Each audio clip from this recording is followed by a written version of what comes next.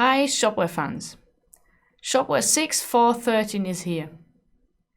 Various small improvements can be found in this summer release, and we also give you a preview of the upcoming new version of the B2b Suite.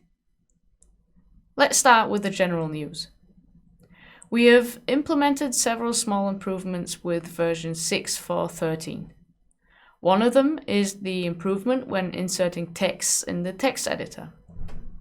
The problem was that texts were prescribed in a text editor such as Word and then transferred to the system in the admin using copy and paste. However, when copying and pasting, it could happen that unwanted classes and style formatting crept in. This can now be avoided with the key combination Ctrl, Shift and V. Another improvement is the possibility to view all folders in the media management. Until now, there were difficulties in the media administration when it came to displaying more than 25 folders. This usually meant that not all of them were displayed. We have now solved this problem by adding a Load More button.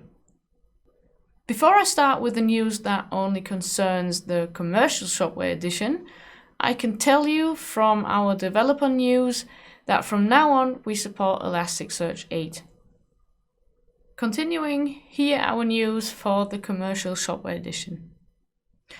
We expect to release a new version of the B2b Suite in July.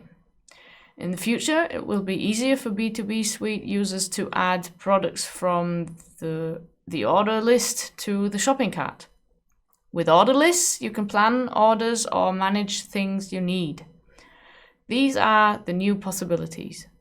Adding single products from order list to cart works now. Before it was only possible to add the whole list.